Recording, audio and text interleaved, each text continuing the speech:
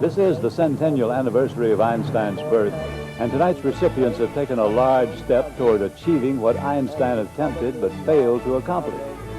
Nobel laureates Sheldon L. Glashow and Stephen Weinberg, both of the United States, and Abdus Salam of Pakistan.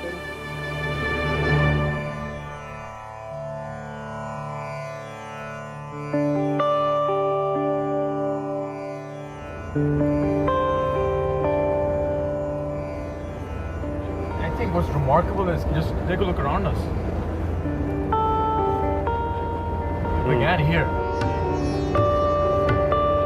And what around here is conducive to sciences or to physics or to sort of thought experiments? Nothing. It is a wonderfully romantic story of a young lad in a turban from a market town in the Punjab that nobody had ever heard of. This romantic story should be told to every child in the third world. Salam was clearly a prodigy. He came from a perfectly ordinary middle-class background, taught by a village school teacher, essentially. And yet, just because he had that enormous amount of intelligence and the capacity, he was able to make it big. He told me that to him the main thing about the Nobel Prize is that it would help him to attract support for his ICTP, for his institute. Well, my character is not so noble. I would not have devoted my scientific career to making that institute work.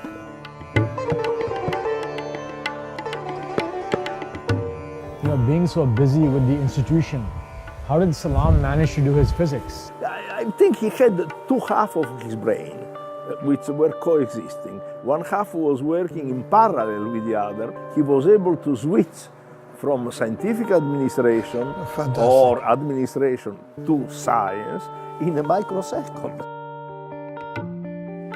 He would work all hours. He was passionate about science. It was clear there was nothing, above all else in life, what he was interested in was finding out how the universe works, and that was his driving passion.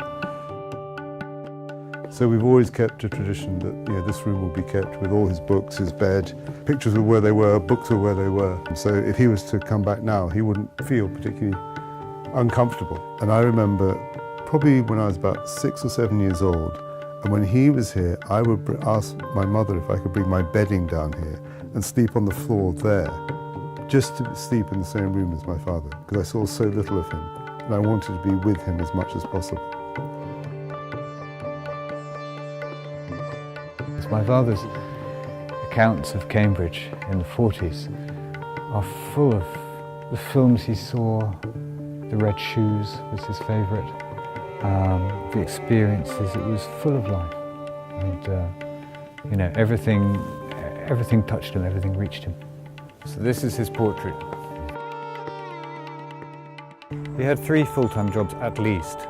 He was a professor of physics at Imperial. At the same time, he was setting up ICTP, and then he was also chief scientific advisor to the government in Pakistan.